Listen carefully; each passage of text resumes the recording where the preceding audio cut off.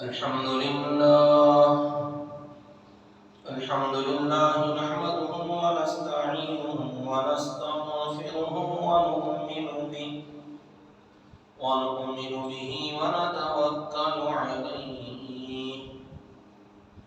ونعوذ بالله من شرور أنفسنا ومن سيئات أعمالنا من يهده الله فلا مضل له ومن يضلله فلا هادي له وأشهد أن لا إله إلا الله وحده لا شريك له وأشهد أن محمدا عبده ورسوله أما بعد فقد قال الله تبارك وتعالى في القرآن المجيد والفرقان الحميد فأعوذ بالله من الشيطان الرجيم بسم الله الرحمن الرحيم يا أيها الذين آمنوا أنفقوا مما رزقناكم من قبل أن يأتي يوم لا بيع فيه ولا خلة ولا شفاعة وقال في موضع آخر قل لعبادي الذين آمنوا يقيموا الصلاة وينفقوا مما رزقناهم سرا وعلانية من قبل أن يأتي يوم لا بيع فيه ولا خلال صدق الله العظيم وصدق رسوله النبي الكريم ونحن على ذلك لمن الشاهدين والشاكرين والحمد لله رب العالمين اللهم صل على محمد وعلى آل محمد كما صليت على إبراهيم وعلى آل إبراهيم إنك حميد مجيد اللهم بارك على محمد وعلى آل محمد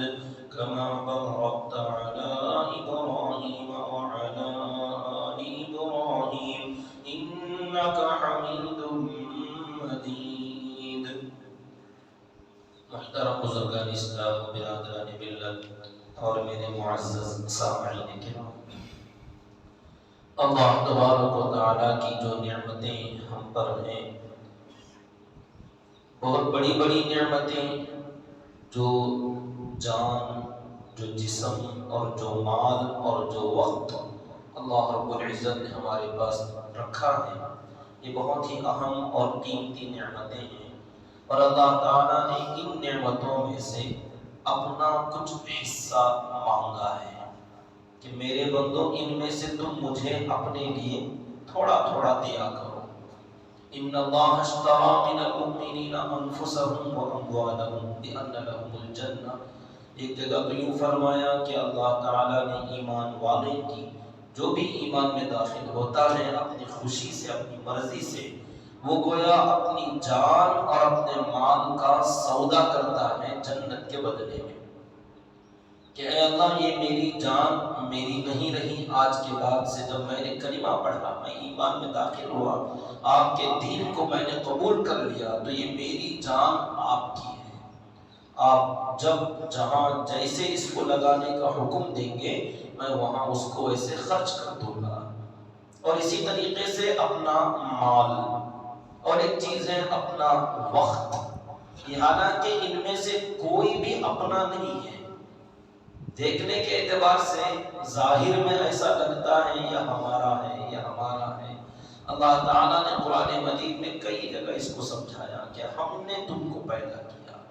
ہم نے تمہیں وَجَعَلَ لَكُمُ السَّمْعَ وَالْأَبْصَارَ وَالْأَفْئِدَةَ، کہ ہم نے تمہارے لیے کان، آنکھ، دل، دماغ جیسی نعمتیں ہم نے دی، اور یہ زندگی ہماری دی ہوئی ہے۔ وَاللَّهُ خَلَقَكُمْ ثُمَّ يُمِيتُكُمْ ثُمَّ يُحْيِيكُمْ، اللہ نے تمہیں پیدا کیا ہے، تو ہر چیز اسی اللہ کی ہے، تو پھر ہمارا کیا ہے؟ بظاہر دیکھنے میں ایسا لگتا ہے کہ ہمارا بھی اپنا جسم، اپنی جان، اپنا مال،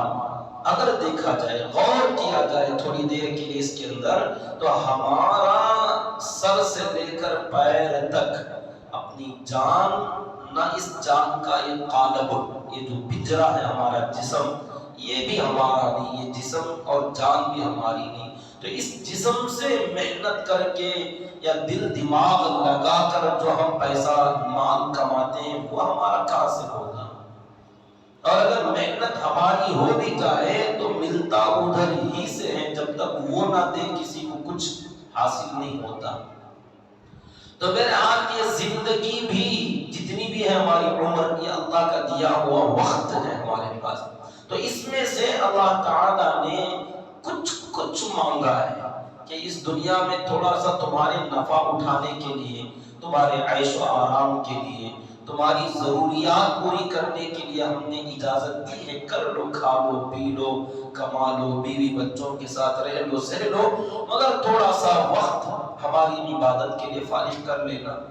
ہر دن میں 5 مرتبہ کی نماز کا حکم. اب وہ نماز اگر دیکھا جائے دن اور رات میں پورے 24 گھنٹے میں سے 5 وقت کی نماز، اور وہ بھی کہیں 2 رکعت، کہیں 3 رکعت، کہیں 4 رکعت. 2 3 4 رکعت پڑھنے کے لیے اب اس میں مشکل سے وقت نکالنا پڑے گا 10 سے 15 منٹ. اگر گھر سے نکل کر واپس گھر جانے تک کا ٹائم اگر لے لیا جائے تو آدھا گھنٹہ مشکل سے. اگر بندہ چاہے تو 10-15 منٹ میں ایک نماز سے فارغ ہو جائے گا. تو اتنی بڑی زندگی میں 24 گھنٹے کے ایک دن اور رات کے وقت میں آدھے گھنٹے کا اگر لیا جائے، 10 منٹ کا اگر لیا جائے تو 50 منٹ کا ٹائم 5 نمازوں کے لیے. کہ اتنا وقت ہماری عبادت کے لیے نکالو، اور ہم نے اسی عبادت کے لیے تم کو پیدا کیا ہے. اور سال میں 1 مرتبہ کہ تمہارے جسم کو ہماری عبادت میں، جیسے نماز میں وقت کے ساتھ جسم بھی لگتا ہے، تو روزے میں اپنا جسم اللہ کی عبادت میں سال میں 1 مرتبہ، صرف 1 مہینے کے لیے. وہ بھی گزشتہ جمعہ بتلایا کہ بہت سارے فائدے تمہارے اپنے جسم کی حفاظت کے لیے، تمہاری صحت کی حفاظت کے لیے ہیں. اس میں تمہارا اپنا ہی بھلا اور فائدہ ہے. تم بس ہماری بات مان کر تھوڑا پرہیز اختیار کرو تو عبادت میں شامل، اور تمہاری دنیا بھی بھلی ہو جائے گی، صحت اچھی ہو جائے گی، تندرستی مل جائے گی، تمہاری صحت باقی رہے گی، اضافہ ہوگا، اور مفت میں ثواب کا ثواب ملے گا. یہ عبادت میں شمار. ڈاکٹر کے کہنے پر کئی دن کی کھانے پانی کی چیزیں چھوڑ دیتے ہو، کئی طرح کی خواہشات کی چیزیں میٹھے چھوڑ دیتے ہو، چکنائی چھوڑ دیتے ہو. ایک ڈاکٹر کے کہنے پر تم پرہیز پر آ جاتے ہو، خالق کائنات کے کہنے پر 1 مہینہ پرہیز کیوں نہیں کر سکتے؟ تو یہ اپنی جان اور اپنا وقت اللہ تعالیٰ نے جیسے ہمیں عبادت کے لیے مانگا، ویسے ہی اپنے مال میں سے بھی اللہ تعالیٰ نے جیسے ہر چیز میں سے تھوڑا تھوڑا مانگا، ایسے ہی اپنی مال میں سے بھی بہت تھوڑا مال اللہ تعالیٰ نے فرمایا. جہاں کہیں بھی فرمایا انفقوا مما رزقناکم، انفقوا من طیبات ما کسبتم. یہ من جو آتا ہے عربی کے اندر تھوڑا سا، بعض، تمہارے مال میں سے تھوڑا خرچ کر دو. پاکیزہ مال جو ہم نے تم کو دیا ہے اس میں سے کچھ نکال لو. جیسے ہر آدمی کی ایک غلط فہمی ہے کہ نماز کو آنے میں ہمارا نقصان، حالانکہ اللہ نے اذان کے اندر یہ جملہ رکھا کہ نقصان مت سمجھنا، یہ کامیابی ہے. حی علی الصلاۃ، حی علی الفلاح. نماز میں تمہاری کامیابی آخرت کی ہی نہیں، دنیا کی کامیابی ہے. اگر کچھ سمجھ رکھتے ہو تو سمجھو. تو نماز میں جیسے دنیا کی کامیابی، صحت کی کامیابی ہماری حفاظت ہے، روزے میں لعلکم تتقون تمہاری حفاظت ہے، آخرت میں جہنم سے حفاظت اور دنیا میں بیماریوں سے حفاظت ہے. تو ہر عبادت میں جیسے تمہارا ہی بھلا ہے، ایسے ہی مال خرچ کرنے میں بھی انسان کو یہ غلط فہمی کہ روزے میں اپنی جان کو نقصان میں ڈالنا، ستانا، کون بھوک پیاس برداشت کرے گا، نہیں ہوتا بھی. تو آدمی نے فیصلہ کر لیا کہ روزے میں اپنا نقصان ہے، نماز میں اپنا نقصان ہے، انسان یہ سمجھتا ہے. اسی طریقے سے انفاق فی سبیل اللہ، اللہ کے راستے میں اپنا مال خرچ کرنے میں بھی انسان کو یہی غلط فہمی ہوئی کہ شیطان ڈرانے لگتا ہے، سمجھاتا ہے. یہ تمام باتیں سمجھانے والا شیطان ہے. اللہ تعالیٰ نے قرآن میں فرمایا الشیطان یعیدکم الفقر، کہ تم کو تنگ دستی سے، غربت سے، فقیری سے ڈراتا ہے شیطان. وَيَأْمُرُكُمْ بِالْفَحْشَاءِ وَاللَّهُ يَعِدُكُمْ مَغْفِرَةً مِّنْهُ وَفَضْلًا، اور اللہ تعالیٰ تم کو وعدہ فرماتا ہے مغفرت کا اور فضل اپنی طرف سے ایکسٹرا مزید عطا فرمانے کا. تو مال کے خرچ کرنے میں بھی یہ شیطان کی طرف سے انسان کو وسوسہ آتا ہے کہ پہلے ہی تک کم ہے تیرے پاس، اس میں سے اور خرچ کرے گا تو کھائے گا کیا، کھلائے گا کیا، بیوی بچوں کو پالے گا کیا. تو آدمی چاہتے ہوئے بھی خرچ کرنے سے اپنے ہاتھ کو روک لیتا ہے. تو اللہ تعالیٰ نے فرمایا نادان، تجھے کس نے ڈرا دیا کہ مال کے خرچ کرنے میں تو غریب ہو جائے گا، تیرے پاس مال کم ہو جائے گا، یہ کس نے سمجھایا؟ اللہ تعالیٰ نے قرآن مجید میں کئی جگہ سمجھایا، فرمایا وَمَا تُنْفِقُوا مِنْ خَيْرٍ يُوَفَّ إِلَيْكُمْ، ارے تم جو خرچ کرتے ہو نا وہ مجھے دیتے ہو، تم جو خرچ کرتے ہو وہ مجھے دیتے ہو، اور میں کوئی نادار نہیں ہوں، میں کوئی مفلس نہیں ہوں، محتاج نہیں ہوں. جب تم مجھے دو گے جبکہ تم ضرورت مند ہو، حاجت مند ہو، تمہیں اس مال کا احتیاج ہے، تم اس کے محتاج بن بیٹھے ہو. جب تم محتاج ہو کر غنی کو، غیر محتاج اللہ کو اپنے مال میں سے تھوڑا بہت دیتے ہو، تو جو بھی تم خرچ کرو گے میں اس کا دگنا تگنا کر کے واپس لوٹا دوں گا.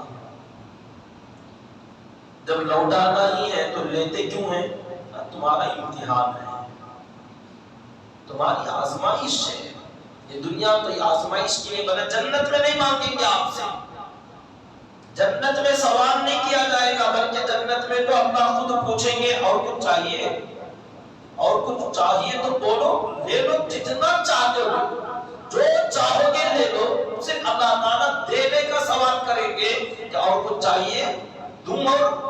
کچھ مانگو گے تو آدمی مانگتے مانگتے تھک جائے گا، لیتے لیتے تھک جائے گا. اللہ کیا چاہوں، اب من میں کوئی خواہش بھی نہیں ہے کہ کیا پوچھا جائے، خواہشات ختم ہو جائیں گے، اتنا ملے گا.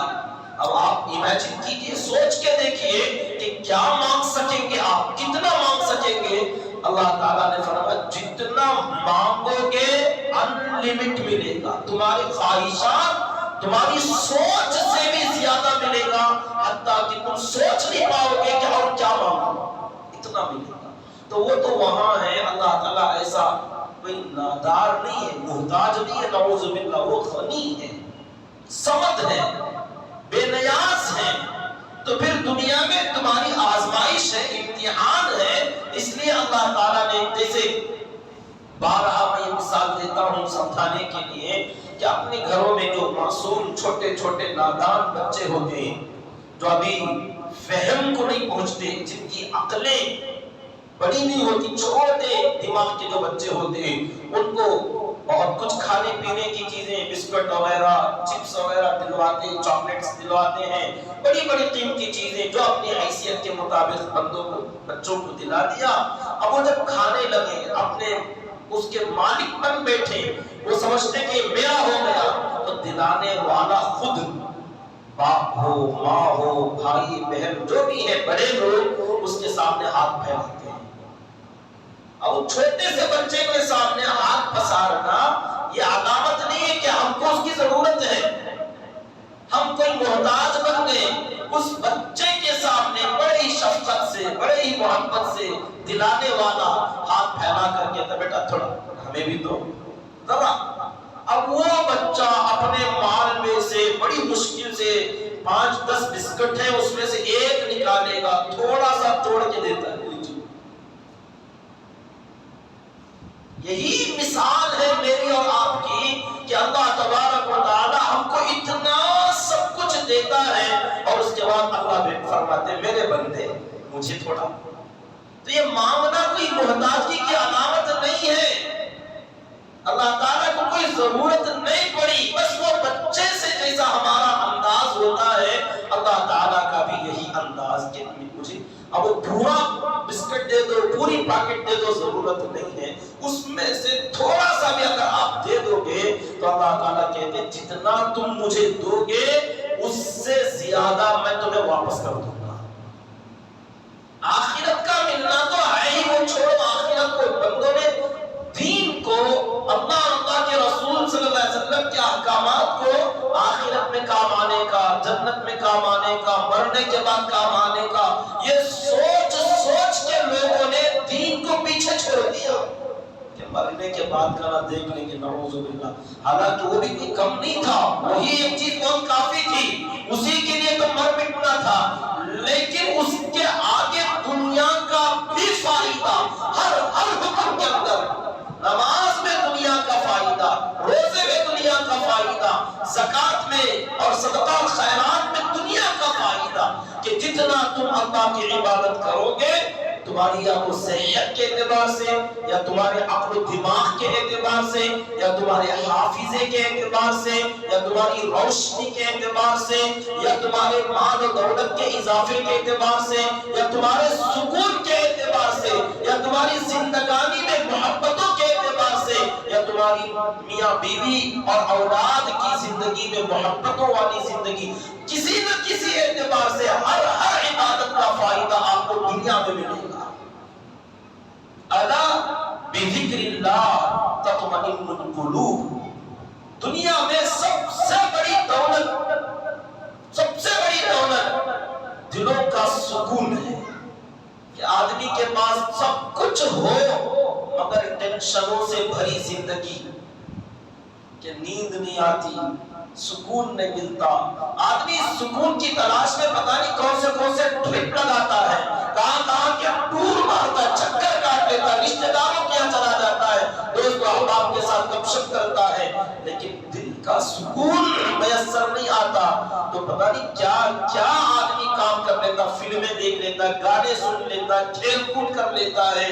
سیر سپاٹے کر لیتا ہے، پکنک منا لیتا ہے، کھا لیتا ہے، ہوٹلوں میں چلے جاتا ہے، مستقل اسفار کر لیتا ہے کہ یہاں سکون ملے، یہاں سکون ملے، اس میں سکون ملے۔ اللہ تعالیٰ نے فرمایا تمہارا اصل سکون ان دنیا کی چیزوں میں نہیں، میرا ذکر، میری عبادت، جتنا زیادہ قرآن پڑھو، جتنا زیادہ اللہ اللہ کرتے بیٹھو، جتنا زیادہ تم مجھے یاد کرو گے تمہارے دلوں کو سکون اتنا ہی زیادہ ملے گا۔ باقی دنیا کی چیزیں جتنی حاصل کرو گے اس میں اتنی ہی زیادہ گھبراہٹ، پریشانیاں، ٹینشن، تکلیف، اذیتیں ہیں، لیکن اللہ کے ذکر میں تمہارے دلوں کا سکون، جو کہ پوری دنیا میں سب سے قیمتی دولت ہے، اور یہ دولت اللہ نے اپنی عبادت میں رکھا ہے۔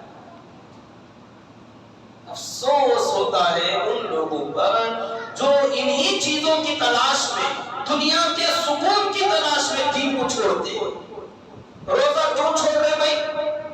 دنیا کے لیے کمانا ہے، جمانا ہے، مزے کی زندگی گزارنا ہے، اور یہ مزے کی زندگی روزے میں ہے، اللہ کی عبادت میں ہے۔ نماز کیوں چھوڑ رہے ہو؟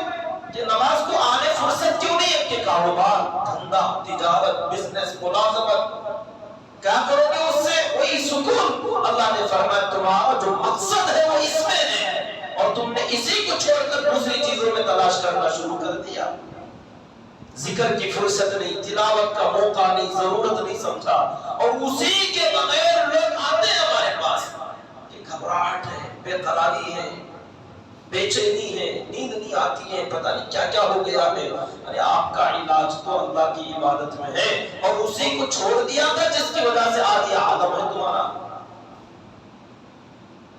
تو یہ جو آج کا ہمارا عنوان ہے مال کے بارے میں، انفاق فی سبیل اللہ، جو وقت اللہ نے دیا، جو جان اللہ نے دیا، جو جسم اللہ نے دیا، اسی کے ساتھ ساتھ جو مال اللہ نے دیا ہے، اس تمام چیزوں میں سے تھوڑا تھوڑا اللہ تعالیٰ نے تھوڑا وقت، تھوڑی سی جان، تھوڑا سا جسم، تھوڑا سا اپنا مال بھی اللہ تعالیٰ نے خرچ کرنے کے بارے میں فرمایا۔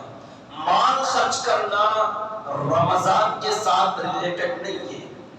مال کے خرچ کرنے کا تعلق رمضان کے ساتھ نہیں ہے کہ رمضان میں ہی خرچ کرے، وہ تو ہمیشہ کے لیے ہے کہ جب بھی تمہیں ایسا موقع لگے کہ تم کو کچھ پریشانی لگ رہی ہے، ڈر اور خوف محسوس ہو رہا ہے، یا کوئی اہم کام پیش آ رہا ہے، کوئی سفر پیش ہے، تو تم فوراً اللہ کے راستے میں جتنا ہو سکے اتنا خرچ کرو۔ الصدقات تدفع البلیات، تمہارے جو بھی آزار ہیں، پریشانیاں ہیں،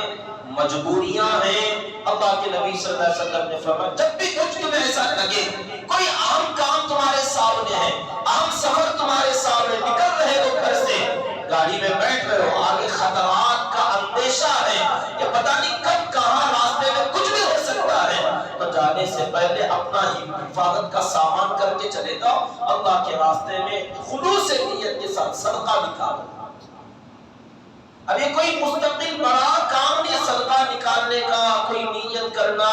یا اس کے لیے کچھ حساب کتاب نکال، کچھ بھی نہیں، بیٹھے بٹھائے جو تم نے سفر خرچ کے لیے جو پیسہ رکھ لیا ہے، جو پانی کی بوتلیں تم نے رکھ لی، کھانے پینے کی کچھ چیزیں رکھ لی، کچھ انتظام تم نے کر لیا، کچھ نہ تو کم از کم پیسے تو ہیں کہ جہاں ضرورت پڑی پانی خرید لیں گے، کھانا خرید لیں گے، تو ایسے ہی اپنی جان کی حفاظت کے لیے اسی میں سے تھوڑا سا نکالو اور خرچ کر دو۔ لوگوں کا ایک سوال ہوتا ہے صدقہ کتنا نکالنا؟ جتنی تمہاری جان کی ویلیو ہے، تمہاری جان کی ویلیو، تمہارے اپنے جسم کی اہمیت، تمہاری حفاظت، تمہاری سیفٹی کی جتنی تمہاری قیمت تم لگا سکتے ہو اتنا نکالو۔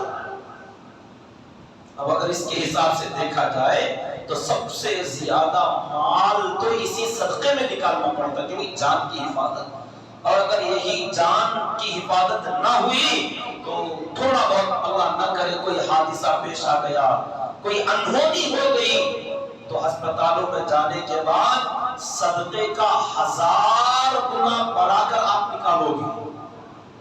صدقے میں جتنا نکال سکتے تھے نا، 50 روپے، 10 روپے، 20 روپے، اس کے 1000 گنا بڑھاؤ اس کو، بل اب وہ بل میں جائے گا پورا آپ کا، اور اس پر کوئی ثواب بھی نہیں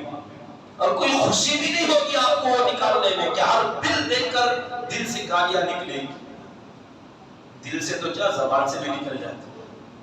مگر مجبوراً دینا ہی پڑے گا آپ کو۔ اللہ نے فرمایا تھا اس بل میں جانے سے اچھا ہے دل سے کچھ نکال دو، اپنے دل سے خرچ کرو، خوشی سے، اپنے رب کی رضا کے لیے راستے میں جانے سے پہلے اہم کام درپیش ہے، صدقہ نکالو۔ کاروبار میں جا رہے ہو، تجارت کر رہے ہو، صدقہ نکالو، روزانہ کی بزنس کا روز حساب لگاؤ، اور اس میں سے 1% متعین کرو کہ روز کا جتنا میرا معاملہ ہوگا، تجارت ہوگی، بیمار ہوگا، جو منافع آئے گا، اس میں کا 2%، 3%، 4% جتنی آپ کی ہمت ہو، بلکہ میں تو کہنا چاہوں گا جتنا آپ نفع کمانا چاہو آگے اتنا نکالو، کیونکہ یہ جو نکالو گے ضائع نہیں ہوگا، یہ ویسٹ نہیں جائے گا، یہ ایسا ہے جیسے مچھلی کا شکار کرنے کے لیے لوگ کچھ ڈال دیتے، کیچوا ڈال دیا، اس کا مینڈک لگا کے ڈال دیا، تو یہ جا نہیں رہا، یہ کھینچ کر لانے والا ہے۔ اللہ کے راستے میں جو تم دو گے اس تصور کے ساتھ دو کہ یہ جو جا رہا ہے جائے گا نہیں، اس سے اپنے 10 گنا زیادہ لے کر آئے گا۔ یہ یقین اگر ہو، یہ تصور اگر پیدا ہو، تو بندے کو مال کے خرچ کرنے میں تکلیف نہیں بلکہ خوشی ہوگی۔ اسی لیے حضرات صحابہ کرام رضی اللہ تعالی عنہم کو جب اس کا یقین تھا کہ اللہ تعالیٰ نے فرمایا وَمَا تُنْفِقُوا مِنْ خَيْرٍ يُوفَّ إِلَيْكُمْ کہ جو بھی تم خرچ کرو گے وہ تم کو ریٹرن دیا جائے گا، واپس لوٹا دیا جائے گا، پورا دے دیا جائے گا، ذرہ برابر تمہارے مال میں کمی نہیں کی جائے گی بلکہ اس کو بڑھا کر دیا جائے گا۔ مَنْ ذَا الَّذِي يُقْرِضُ اللَّهَ قَرْضًا حَسَنًا، ہے تم میں سے کوئی جو اللہ کو قرض حسن دے فَيُضَاعِفَهُ لَهُ أَضْعَافًا كَثِيرًا، ایسا قرض کہ وہ اس کو بڑھائے گا، فَيُضَاعِفَهُ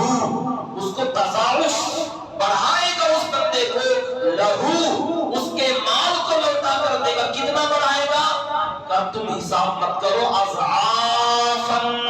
کثیرا،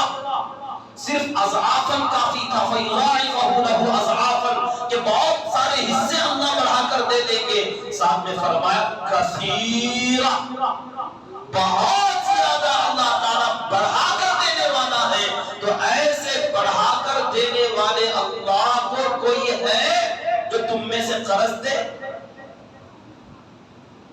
تو کتنے بہترین انداز میں اللہ تعالیٰ نے ہمیں یہ بات سمجھایا کہ مال کا خرچ کرنا تمہارے مال کی گھٹوتری نہیں، یہ بڑھوتری ہے، اضافے کا سبب ہے۔ کسی بندے کو اگر کاروبار کی تنگی ہے، ہاتھ کھل نہیں رہا ہے، بزنس چل نہیں رہا ہے، اس کے لیے ہماری طرف سے یہ ہدایت ہے کہ اپنے مال میں سے خرچ کرنا شروع کرو۔ یہ الٹا معاملہ ہوگا، علاج بضد ہی کہتے ہیں، علاج اس کے ضد سے، مخالفت سمت سے علاج کرنا۔ کہ کر کے دیکھو، اگر یقین نہ آئے آپ کو تھوڑا بہت اللہ کے راستے میں ہمت کر کے ہاتھ بڑھاؤ۔ اگر تنگی ہے تو تنگی کا علاج خرچ کرو، غربا میں، مسکینوں میں، رشتہ داروں میں۔ آدمی غربت کے ڈر سے مہمانوں کو گھر لانے سے پیچھے ہٹتا ہے۔ ارے اگر تمہارے گھر میں تنگی چل رہی ہے، ڈھونڈ کر مہمان گھر لے جاؤ۔ مسافر اجنبی ملا تو لے جاؤ اپنے گھر، آؤ اللہ کے بندے چلیں گے، اور جو ہے وہ پیش کرو، دعوت کا اہتمام کراؤ اپنے گھروں میں۔ میں یہ نہیں کہتا بڑی بڑی پارٹیاں کرو، جو ملا اللہ کا بندہ مسجد میں کوئی نظر آ گیا، پردیسی ہے، اجنبی ہے، خیر خیریت پوچھ لیا، معلوم ہوا کہ بھوکا ہے، پیاسا ہے یا مسافر ہے، تو اس کی دل جوئی کے لیے ہی کیوں نہ ہو، اس کی دل کے سکون کے لیے کیوں نہ ہو، لے جاؤ اپنے گھر۔ یہ آپ کا مال نہیں کھائے گا، اپنے مقدر کا کھائے گا، لیکن آپ کو بہت کچھ دے کر جائے گا۔ اللہ تعالیٰ ان مہمانوں کے آمد و رفت کی برکت سے تمہارے دسترخوان کو وسیع کر دیں گے۔ بندوں کو جیسے نماز کے فائدے کا یقین نہیں، روزے کے فائدے کا یقین نہیں، ایسے ہی اس کا بھی یقین نہیں کہ کہاں ہوتا ہم ناچ نہیں کھانے، دوسرے کو کیا کھانے۔ تو یہ تمہاری حالت اسی لیے ہے کہ تم نے خرچ کرنا شروع نہیں کیا، کیونکہ تم دو گے تو اللہ تعالیٰ فرماتے ہیں ہم واللہ غنی، مجھے جب ضرورت نہیں ہے تو میں بہت غیرت والا ہوں، تم جتنا دو گے میں اس کو واپس دیتا جاؤں گا، تم دیتے جاؤ میں واپس لوٹاتا جاؤں گا۔ یہی راز ہے حضرت عثمان غنی رضی اللہ تعالیٰ عنہ کا، حضرت عبد الرحمن ابن عوف رضی اللہ تعالیٰ عنہ کا، کہ واقعات میں کہ جب موقع پڑا بے دریغ مال خرچ کیا، اتنا خرچ کیا کہ واقعات سناتے تھک جائیں گے کہ ان کے انتقال تک اتنا خرچ کرنے والا بندہ کوئی بھی ہوتا اس کو کنگال ہو جانا چاہیے، خالی ہو جانا چاہیے، لیکن ان کے انفاق کا اثر اتنا پڑا کہ ہم نے بعض مرتبہ کتابوں میں کچھ میسیجز ایسے آئے، ہمیں ایسی خبریں ملی کہ آج بھی مدینہ منورہ میں حضرت عثمان غنی رضی اللہ تعالیٰ عنہ کے نام کا اکاؤنٹ چلتا ہے، آج بھی، کہ جو انہوں نے خرچ کیا تھا، نفقہ جو چھوڑا تھا، اور انتقال کے وقت میں جو وراثت چھوڑی تھی، جو اس میں انہوں نے تاکید کی تھی، وصیت کی کی تھی کہ یہ لوگوں میں خرچ کیا جائے، یہ باغ لگا دیا جائے، تو اس کو ان کے رشتہ داروں نے ایک بات نہیں کرے، خرچ کرتے کرتے لوگوں پر لٹاتے لٹاتے آج تک انفاق کا وہ سلسلہ باقی ہے، واللہ اعلم۔ تو اتنا زیادہ خرچ کرنے والے لوگ کنگال ہو جانا چاہیے، لیکن اللہ تعالیٰ کا سسٹم ہے، اصول ہے کہ تم دو گے تو میں واپس لوٹا دوں گا۔ آخرت کا تو الگ ہے، وہ تمہاری نیت پر اجر اور ثواب، لیکن دنیا کا یہ معاملہ ہے۔ تو جن لوگوں کو کاروبار اور تجارت اور معاملات کے اندر تنگی ہے، پریشانی ہے، تو ان کے لیے یہ کچھ تجربہ کرنے کی بات ہے کہ آپ روزانہ کا یا ہفتے کا یا مہینے کا جو بھی آپ سے ہو سکے حساب لگا کر ایک اندازہ آپ مقرر کر لیں کہ تنگی ہو یا وسعت، فراخی آئے یا مجبوری آ جائے، ہر حال میں اتنا میرے کمائی کا، میری سیلری کا، میری تنخواہ، میرے آمدنی کا اتنا حصہ غریبوں میں میں لگاؤں گا۔ یہ آپ لگے گا چند دن آپ کو کہ کم ہو رہا ہے، اللہ تعالیٰ بھی ایسا نہیں کرتے کہ ادھر دیتی ادھر آ گیا، ایسا ہوتا تو پھر سب دیندار، تقوی، پرہیزگار، پرہیزگار، نمازی دیندار بن جاتے ہیں۔ اللہ تعالیٰ تھوڑا ٹائم لیتے ہیں، وقت لیتے ہیں۔ حضرات صحابہ کرام رضی اللہ تعالیٰ عنہ، انصار صحابہ نے وہ جو مہمانوں کی مہمان نوازی کی، بچوں کو بھوکا سلا دیا، بیوی بھوکی رہ گئی، شوہر بھوکے رہ گئے، مہمان کو پیٹ بھر کے کھلا دیا۔ ہر دن آنے والے مہمانوں کو اللہ کے نبی صلی اللہ علیہ وسلم پوچھتے کوئی ہے میرے مہمانوں کی ضیافت کرے، تو صحابہ اپنے گھروں میں پوچھ کر آتے کہ کچھ ہے جو ایک آدھ کے حصے میں ہوتا، وہ ایک آدھ حصہ بھی مہمان پر لگا دیا۔ اللہ کے راستے میں جب آپ نے اعلان کیا کہ غزوہ تبوک کا موقع ہے، کوئی اللہ کے راستے میں جو جتنا دینا چاہے دے، حضرت عقیل رضی اللہ تعالیٰ عنہ ہاتھ اور پیر سے معذور ہونے کے باوجود کہ اللہ کے نبی کا اعلان ہے مجھے اب تو کچھ نہ کچھ دینا ہی ہے، ایک دن یہودی کے باغ میں مزدوری کی، جبکہ ہر دن جانے والے نہیں تھے، ایک ہاتھ نہیں، ایک پیر نہیں، لنگڑے اور لونے صحابی اپنے سوئی سے گھسٹتے ہوئے زمین پر جا رہے ہیں، ایک ہاتھ کا سہارا ہے۔ یہودی کے باغ میں صبح سے شام تک کنویں سے پانی ڈول میں سے نکالنا، رسی کھینچ کر، اور باغ میں کھجوروں کے باغ کو پانی ڈالنا تھا۔ ایک ہاتھ ایک پیر کے بغیر آدمی کیسے کام کرے؟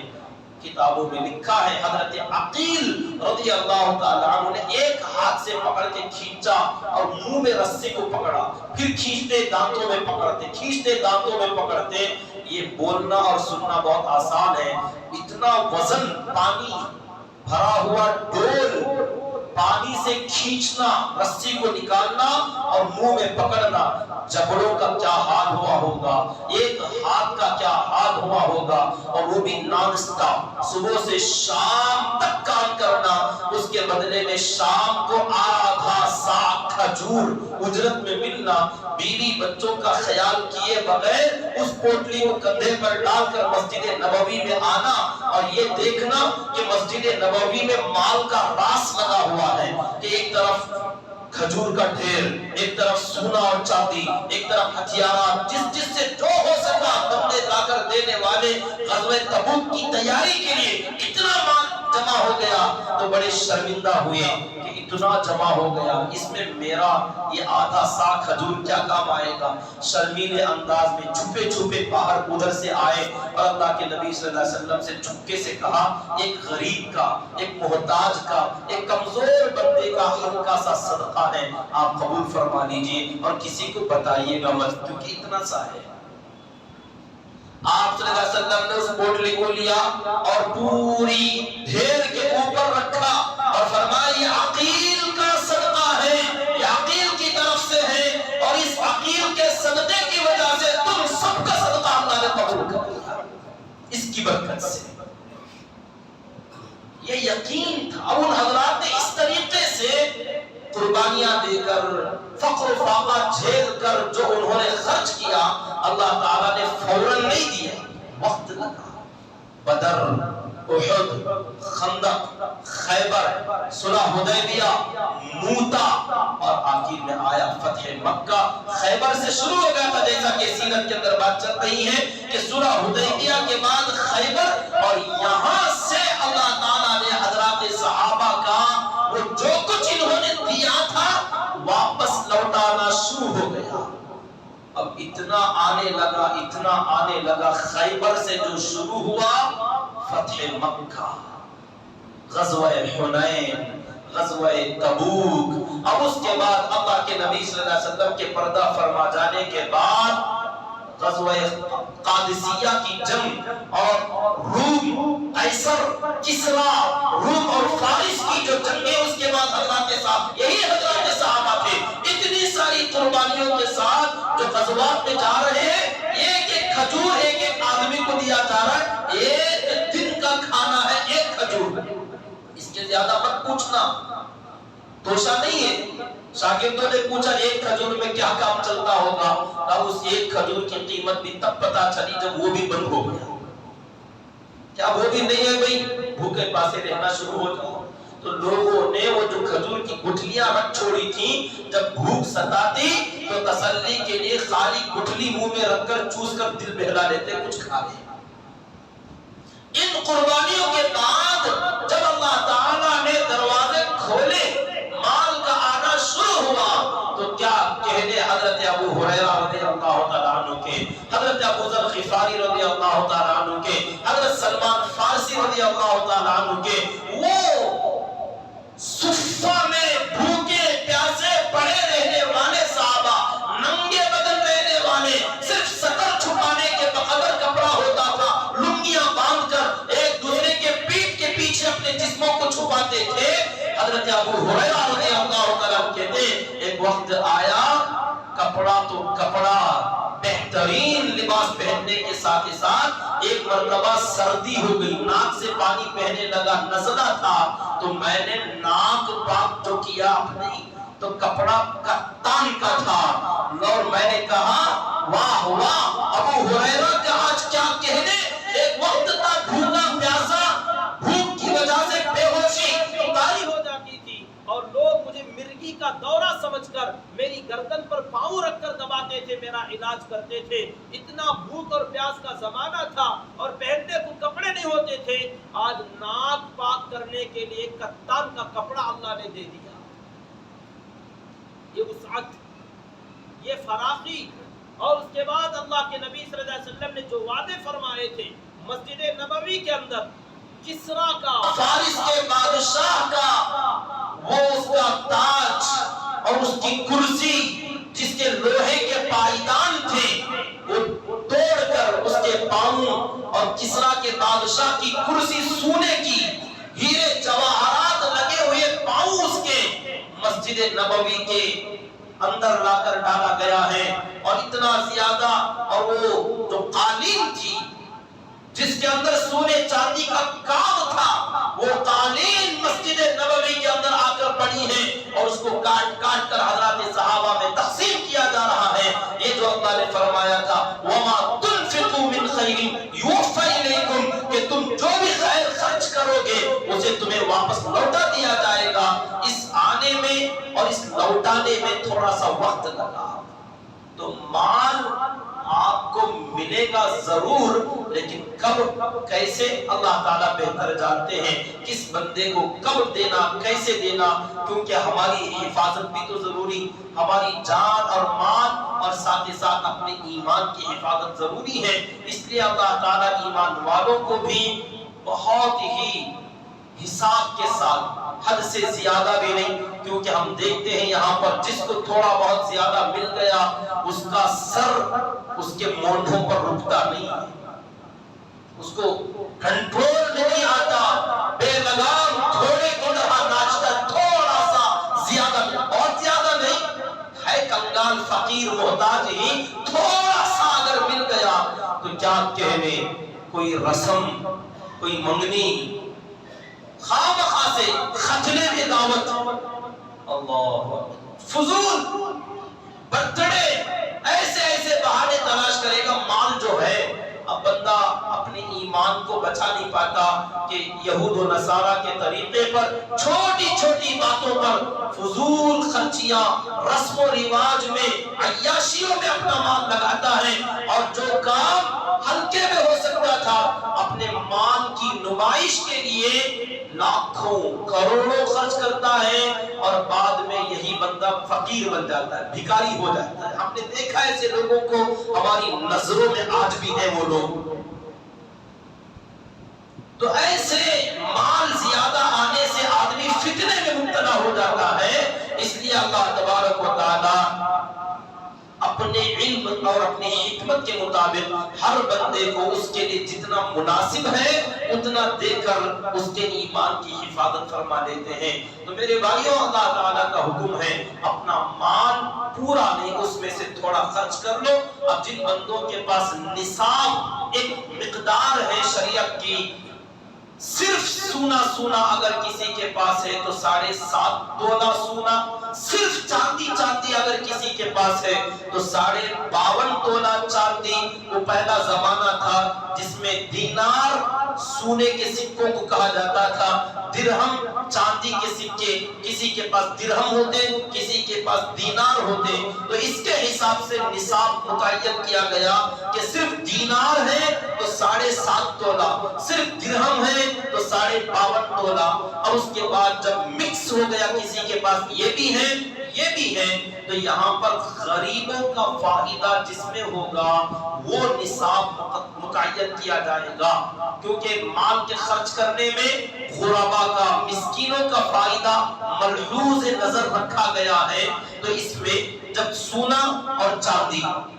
اور اسی طریقے سے روپیہ پیسہ، اور اسی طریقے سے ایک اور چیز آتی ہے مال تجارت، جو بیچنے کے لیے رکھا ہوا مال ہے، چاہے وہ دکان پہ رکھا ہوا مال یا زمینیں یا گاڑیاں یا اور کوئی ایسا خام مال یا تیار شدہ ریڈی مال، کچھ بھی ہو جو تجارت کے لیے، بیچنے کے لیے تیار کر کے رکھا ہے، ایسا مال، پیسہ، سونا، چاندی، یہ جب 4 قسم کے مال کسی کے جمع ہو جاتے ہیں، یا 3 یا 2 کم از کم جمع ہو جاتے ہیں، سونا ہے اور پیسہ، چاندی ہے اور پیسہ، سونا اور چاندی، یا سونا اور بزنس کا مال، یہ 2 آئٹم جب کسی کے پاس جمع ہو جائے تو اب سونے کا نصاب چلا جائے گا، چاندی کی ویلیو لگے گی 50.5 پر 2 تولہ چاندی کی قیمت کم و بیش ہوتی رہتی ہے۔ مارکیٹ ویلیو جس دن آپ زکوٰۃ نکالو گے اس دن کی قیمت کا اندازہ لگائیں گے، اور قیمت 2 طرح کی ہوتی ہے، ایک دکاندار سے خریدنے کی قیمت اور ایک اپنا مال دکاندار کو بیچنے کی قیمت۔ تو زکوٰۃ میں جو قیمت کا اندازہ لگائیں گے وہ اپنے مال کو بیچنے کی قیمت کا ہے، خریدنے کی قیمت کا نہیں۔ اس کو یاد رکھیں، لوگ مارکیٹ ویلیو مطلب دیکھ لیا پیپر میں، اخبار میں، نیوز میں دیکھ لیا، لوگوں سے پوچھ لیا، تو بیچنے کا وہ جو بتاتے ہیں اس کا نہیں، کیونکہ ہر بندے کے پاس مال الگ الگ کیٹیگری کا ہوتا ہے۔ کسی کے پاس پیور ایک دم 916 22 کیرٹ، یا کسی کے پاس کچھ مکس، تو ہر قسم کا الگ الگ ہوتا ہے۔ تو آپ کے پاس جو مال ہے آپ اسے بازار کے بیچنے کی قیمت کا حساب نہ لگائیں، اپنا مال اگر دو گے، آپ بیچو گے تو دکاندار آپ کا مال کس قیمت سے خریدے گا وہ حساب لگائیں، اور اس کی قیمت کے حساب سے 52.5 تولہ چاندی کی قیمت آج کتنی بنتی ہے؟ 35,000 40,000 کم و بیش لگ بھگ ہوگی، آپ حساب کر کے دیکھ لیں اس کا۔ تو اتنا مال کسی بندے کے پاس آ جائے تو یہ کہتے ہیں نصاب۔ صرف سونا سونا اگر رہے گا تو 7.5 تولے، یہ لاکھوں میں قیمت بنے گی، پھر لاکھوں میں چلی جائے گی۔ 7.5 تولہ سونا، سونے کے ساتھ چاندی، جیسے پاؤں کی چین عام طور پر ہر عورت کے پاس ہوتی ہے، تو یہ سونا اور چاندی مکس ہو گئے تو سونے کی بھی قیمت چاندی میں آ جائے گی۔ 40-50 ہزار تقریباً ہر عورت کے پاس ہوتا ہے، ہر عورت کے پاس تقریباً، کہ کانوں کا ایک سیٹ لے لیں اور پاؤں کی چین لے لیں، 35-40 ہزار کی قیمت کا ہو جائے گا تو یہ نصاب کہلائے گا، اس پر زکات واجب ہے۔ اتنا مال آنے کے بعد رمضان میں زکات نہیں، جس مہینے میں آیا، اور مہینہ کون سا؟ انگریزی نہیں، چاند کے حساب سے۔ عام طور پر رمضان کے بعد یا رمضان سے پہلے اکثروں کی شادیاں ہوتی اور شادی ہی میں لڑکیوں کے پاس مال آتا۔ اکثر عورتیں مالدار ہوتی ہیں، مرد مالدار نہیں ہوتے۔ یہاں بڑا عجیب مسئلہ گھروں کا کہ مال ہوتا ہے عورت کے پاس، زکات نکالنا پڑتا ہے مرد کو۔ بڑی دقت اور پریشانی کی بات، خرچ کرنے دیتے نہیں اور زکات تمہیں نکالو، یہ کام کی مصیبت جی۔ یا تو مال ہمیں دے دو یا تو زکات تم دے دو۔ نہیں، مال میرا، زکات تمہیں دے دو، تمہیں نہیں کہیں سو۔ یہ بڑی عجیب پریشانی ہے۔ میرا جس کا مال ہوگا، مسئلہ تو یہی ہے، لیکن کچھ کام ضابطے کے ہوتے ہیں، کچھ کام رابطے کے ہوتے ہیں۔ ضابطے سے زیادہ اہم ہے رابطہ، کنیکشن، تعلقات اچھے رکھنا ہے تو آپ کو ضابطہ چھوڑ کے رابطے پر آنا پڑے گا۔ تعلقات کی وجہ سے تھوڑا بہت ایڈجسٹ آپ کو کرنا پڑے گا۔ بہت ساری چیزوں میں ایڈجسٹ کر لیتے ہو تو اس میں بھی تھوڑا ایڈجسٹ ہو جاؤ، زندگی سکون سے گزرے گی، ورنہ اسی میں آپ کے اوپر پھر مصیبت بن جائے گی کہ میری زکات نہیں دیے، میں دینا نہ تھے، میرا خرچ ہو گیا، میرا مال چلا گیا۔ اب آپ کو خواہ زندگی میں کھٹاس آ جائے گی۔ تو اس کو بنا کے رکھنے کے لیے تھوڑا بہت ایڈجسٹ کر لو۔ اگر کوئی ماننے والی ہیں تو ان کو مسئلہ سمجھا کے بتا دو کہ ہماری حالت ایسی ہے، مال تمہارے پاس ہے، اپنے مال کی زکات تم دو، ثواب بھی تمہیں ملے گا۔ اگر ہم دیں گے فریضہ تمہارا ادا ہوگا مگر ثواب ہمیں ملے گا۔ یہ بھی عادت تھی، محنت جو کرے گا اجر اللہ اس کو دیں گے۔ زکات کا مال آپ نے مال کی جو زکات ہے آپ نے نکالی زکات، تو بیوی کے مال کی زکات نکل گئی، فرض تو ادا ہو گیا، ثواب بیوی کو نہیں ملے گا، کیونکہ اسے کیا تکلیف ہوئی، اسے تو خوشی ہی خوشی کہ چلو اللہ کا ایسا مال بھی بچ گیا، زکات بھی ادا ہو گئی کہتے ہیں۔ تو آپ کو تو خوشی ہی خوشی، تکلیف تو بیچارے شوہر کو ہے، تو تکلیف جس نے جھیلا ثواب اس کو ملے گا۔ اگر ثواب تم چاہتی ہو تو اپنے مال کی زکات تم نکالو، سمجھاؤ۔ اگر سمجھ جائے اچھا ہے، نہ سمجھے، عام طور پر عورتیں مال کے بارے میں سمجھتی بھی نہیں، سمجھنا چاہتی بھی نہیں، سمجھا تمہیں ضرورت ہی نہیں یہ سمجھنے کی۔ عورتیں خاص کر مال کے بارے میں نہ کچھ سمجھتی ہیں نہ سمجھنا چاہتے، تو معلوم ہونے کی ضرورت نہیں۔ روزہ رکھ لیں گی، نماز پڑھ لیں گی، خدمت کر لیں گی، سحری افطاری کے لیے آپ کو دن رات محنت کریں گی، مال کے اس کے بارے میں ہمیں چھوڑ دو، تم دے دو، فطرہ بھی تمہیں دینا دو۔ وہ 75 روپے 80 روپے تقریباً بنتا ہے سال میں ایک مرتبہ رمضان کا، وہ بھی تم ہی دے دو۔ مال کے بارے میں عورتیں تھوڑا پیچھے ہٹتی ہیں، چاہیے کہ عورتیں اس میں بھی آگے آئیں اور اس میں بھی ثواب حاصل کرنے کی فکر کریں۔ تو بہرحال مال جب آئے گا، جس مہینے میں چاند کے حساب سے، مہینے کے حساب سے جس مہینے میں مال آئے گا، ایک سال اس پر گزرنا ہے۔ ایک سال جب گزرے، اب اس میں بہت سارے لوگوں کو پریشانی کہ ہر آنے والے پیسے پر سال کا حساب لگاتے ہیں، ہر پیسے پر سال نہیں۔ ایک بار وہ جو نصاب کے برابر مال ہے نا، 52.5 تولہ چاندی کی قیمت، اتنا مال کسی کے پاس ایک بار آ گیا تو ایک سال گزرنے تک کمی زیادتی کے ساتھ اگلا سال اسی مہینے میں آپ کے پاس اتنا ہی یا اس سے کچھ زیادہ یا اس سے کچھ کم، قریب قریب نصاب کے برابر مال تھا، تو اب آپ پر زکات ہر سال اس مہینے میں فرض ہوتی جائے گی۔ اور زکات نکالنے کے وقت میں جو جو مال ایکسٹرا اس کے اندر جڑ جائے گا، اس سب کی زکات نکالنا ضروری۔ ہر نیا آنے والے مال پر سال گزرنے کی شرط نہیں ہے۔ پہلا جو مین جو اصل نصاب ہے نا، اس پر سال گزرنا ہے۔ ایک نصاب پر سال گزر گیا تو زکات نکالنے کے وقت میں، آج آپ نکال رہے ہیں، صبح میں آپ کو ایکسٹرا 50,000 آ گئے، 1 لاکھ آ گئے، تو اس کی بھی زکات آپ کو نکالنا ہی پڑے گا، کیونکہ آپ صاحب نصاب ہیں۔ تو اب جس کے پاس نصاب کے بقدر اتنا بھی مال جس کے پاس نہیں ہے، وہ زکات لے سکتا ہے، وہ زکات لے سکتا ہے، شرط یہ ہے کہ تمہارا خاندان سید نہ ہو، کیونکہ یہ اللہ کے نبی صلی اللہ علیہ وسلم کا خاندان ہے، اور آقا نے اپنے خاندان کے لوگوں کو منع فرمایا کہ زکات کا مال اور ایسے واجبات جو صدقات ہیں ان کا مال ہم نہ لیں، یہ تو دوسروں کے لیے ہے۔ سید خاندان کے افراد کے لیے زکات کے علاوہ اپنی طرف سے جو مال دوسرا بچا ہوا ہے اس میں سے ان حضرات کی خدمت کریں، ایکسٹرا مزید اپنے مال میں سے۔ تو میں نے شروع میں وہی کہا کہ زکات کے علاوہ بھی وقتاً فوقتاً جب جیسا موقع ملے، موقع بن پڑے، آپ لوگوں کے اوپر انفاق کرتے رہیں۔ نفلی صدقات آپ سید حضرات کو بھی دے سکتے ہیں، اپنوں کو بھی دے سکتے ہیں، غیروں کو بھی دے سکتے ہیں۔ نفل صدقہ جو بھی خرچ کرو گے وہ صدقہ ہی ہے، لیکن زکات فرض صدقہ، فطرہ واجب صدقہ، اور باقی جو صدقے ہیں وہ نفل صدقہ۔ نفل صدقات آپ کسی پر بھی خرچ کرو وہ سب جائز ہے، لیکن جو فرض ہے نکالنا یہ مخصوص لوگ ہیں۔ انما الصدقات للفقراء والمساکین والعاملین علیہا والمؤلفۃ قلوبہم وفی الرقاب والغارمین وفی سبیل اللہ وابن السبیل۔ اللہ تعالیٰ نے خود بیان کر دیا کہ زکات کا مال یہ 8 قسم کے لوگ ہیں، ان میں آپ خرچ کر سکتے ہو۔ تو میرے آگے ایک طویل تفصیل ہو جائے گی۔ آپ جو بھی مال خرچ کرو گے،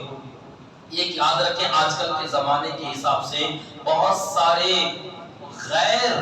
اپنوں کے بھیس میں آ جاتے ہیں، اور بہت سارے پیشہ ور جو بھکاری ہیں ان کا پیشہ ہے سال بھر اور خاص کر رمضان میں پوچھ کر جو لوگوں سے لیتے ہیں، ایسے لوگوں کو بھی آپ تھوڑا بہت دیں، زیادہ خرچ نہ کریں، کیونکہ وہ مستقل مانگنے والے ہیں، وہ ہر جگہ تھوڑا بہت اکٹھا کرتے کرتے جمع کر لیتے ہیں۔ اصل میں دینا ان لوگوں کو ہے جو لوگوں سے پوچھتے نہیں ہیں، سوال نہیں کرتے، لا یسألون الناس الحافا، شرم کی وجہ سے لوگوں کے سامنے اپنی حاجتیں، اپنے دکھڑے بیان نہیں کرتے، اور لوگ یحسبهم الجاہل اغنیاء من التعفف، وہ جب سوال نہیں کرتے تو ان کے سوال نہ کرنے کی وجہ سے جاہل آدمی ان کو مالدار سمجھتا ہے۔ اللہ نے قرآن میں فرمایا یہ بہت اہم طبقہ ہے تمہاری زکاتوں کے، تمہارے واجب صدقات کے خرچ کرنے کا صحیح مصرف یہ لوگ ہیں جو سوال تو نہیں کرتے مگر ضرورت مند ہوتے ہیں۔ اب ان کو ڈھونڈنا تمہاری ذمہ داری، وہ تمہارے بیچ میں ہوں گے، تمہارے سامنے ہوں گے، تمہارے رشتہ داروں میں ہوں گے، تمہارے دوست و احباب میں ہوں گے۔ آپ کو ایسا لگے گا آئرن کے کپڑے پہن رہا ہے، آئرن کے پہنے تو کیا ہوا، اندر حال بہت خراب ہے بیچارے کا، کھاتا پیتا آدمی ہے، گاڑی ہے، گاڑی ہو، گھر ہو، بزنس ہو، قرض میں ڈوبا ہوا ہے، زکات سے ہیلپ کرو، اٹھاؤ کھڑا کرو۔ یہ طریقہ غیروں کے اندر، جینوں کے اندر اور دوسری قوموں کے اندر بہت ہے کہ جو کوئی ایسا بزنس والا آدمی جس کا بزنس تھوڑا کم چل رہا ہو تو اس کو ہیلپ کرنا اور اس کو اپنے برابر پہ لا کے کھڑا کرنا۔ ایسے لوگوں کو تلاش کرو کہ وہ کاروباری آدمی ایک زمانے میں زکات دیتا تھا، اب وہ زکات لینے والوں میں آ گیا، تو ایسے بندے کو کچھ جمع کر کے دو، کھڑا کرو تاکہ اگلا سال یہ بھی زکات دینے والا بن جائے۔ یہ بہترین طریقہ کہ گرنے والے کو اٹھاؤ، زکات دینے والے 2-4 آدمی ہیں تو ایسے 5-10 کھڑے کر دو اگلا سال، اور وہ اگلا سال 15-20 اٹھا کرے کہ ایسا آدمی کی ہیلپ کی جائے غیر محسوس طریقے سے۔ بڑے افسوس کے ساتھ کہنا پڑتا ہے لوگوں کو غریبوں کی تلاش ہوتی، کسے دن حضرت پتہ ہی نہیں چلتا غریب کون ہے، حالانکہ اتنے زیادہ لوگ ہوتے ہیں ان کی راتوں کی نیند اڑ چکی ہے کہ ان بیچاروں کے گھروں کا گزر بسر مشکل ہوتا، لیکن وہ تمہارے سامنے آئیں گے تو مسکرائیں گے، ہنسیں گے، ہنستی ہوئی شکلوں کے ساتھ تمہارے سامنے آئیں گے، ظاہر ہونے نہیں دیں گے۔ یہ تلاش کرنا، ہمارے بچپن میں ہمارے تایا صاحب ماشاءاللہ اللہ ان کی مغفرت کرے، بڑے اچھے دیندار، وہ یہ مسائل ہم کو بتاتے تھے کہ مال کی زکات 100 میں 2.5 روپیہ نکالنا، غریب لوگوں کو تلاش کر کے دینا. تو ہم کہتے تھے غریب لوگوں کو تلاش کے دینا، بچے تھے معلوم نہیں ہوتا تھا. بڑی پیاری بات، غریب لوگوں کو تلاش کر کے دینا. تو یہ تلاش کر کے دینا یہ تمہاری ذمہ داری ہے. ہم بڑے آرام سے بیٹھے رہتے، جو آئے گا بعض مرتبہ مالدار کو دے دیتے ہیں. یہ جو اکثر بھکاری جو آتے ہیں نا، ان میں سے کئی بھکاریوں پر زکات فرض ہوتی ہے اور ان کو ہم خوش ہو کے دے کے بھیجتے، زکات ادا ہوگی. تو یہ ہماری ذمہ داری بنے گی. آپ میں سے جو بھی خرچ کریں گے، فطرہ جو بھی دیں گے، زکات جو بھی دیں گے، تلاش کریں اپنے رشتہ داروں میں، پڑوسیوں میں، اور جو بھی جہاں بھی ہیں. بہرحال جہاں جسے ضرورت پڑے مسائل کی معلوم کر لیں. اللہ تعالیٰ سے دعا کریں کہ اللہ رب العزت مجھے بھی آپ کو بھی اللہ کے راستے میں اپنے مال کو بے دریغ خرچ کرنے کی اللہ تعالیٰ ہمیں توفیق دے. اللہ تعالیٰ اس کی عادت ہمارے اندر پیدا فرمائے کہ اللہ کی رضا کے لیے اپنے مال میں سے وقتاً فوقتاً صبح و شام خرچ کرتے رہنے کی اللہ ہمیں توفیق عطا فرمائے. آمین. وآخر دعوانا ان الحمدللہ رب العالمین. ایسے ہی مسجد کے لیے بھی آپ کی ہی انتظامات میں، ضروریات میں، یہاں کے جو بھی اخراجات ہیں، تنخواہوں میں یہ مال خرچ کیا جاتا ہے. تو آپ حضرات کی ذمہ داری بنتی ہے، جب تھوڑا زیادہ بولتے ہیں تو زیادہ خرچ کرتے ہیں، کم بولتے ہیں تو کم ڈالتے ہیں. یہ پتہ نہیں کیا عادت ہے. آپ اپنی ایک عادت بنا لیں کہ ہر جمعہ ایک جمعہ میں 100 روپے اس مسجد کے لیے میری طرف سے، جو آپ کے ایکسٹرا جو خرچ آتے ہیں نا، چائے کے، پان کے، بیڑی کے، گٹکے کے، یہ جو آپ کے ایکسٹرا فضول خرچیات ہیں، ایک دن کا خرچہ آپ حساب لگائیں. اللہ کے گھر کو اپنے فضول خرچ کا ایک دن کا پیسہ دے دوں گا. حالانکہ بڑی گندی بات لگتی ہے کہ فضول خرچی کا، ضروریات کا بھی لگاؤ. کم از کم ہم یہ کہتے ہیں ہر آنے والا بندہ مسجد سے جاتے ہوئے ہفتے میں ایک مرتبہ اللہ کے گھر کا موقع ملتا ہے، 100 روپیہ میری طرف سے. اگر اللہ نے وسعت دی ہے تو 500 کر لیجئے، 1000 کر لیجئے. اللہ نے جس کو جتنا دیا اس حساب سے طے کرے، فکس کرے لوگوں کو اتنا اور اللہ کے گھر کو اتنا میری طرف سے لگے گا. تو ہماری اس مسجد کے لیے بھی رمضان کا مہینہ ہے، زیادہ سے زیادہ خرچ کرتے ہوئے جائیں. اللہ تعالیٰ آپ حضرات کے جان اور مال میں خوب خیر و برکت عطا فرمائے. آمین. وآخر دعوانا ان الحمدللہ رب العالمین. جو حضرات سنت نہیں پڑھے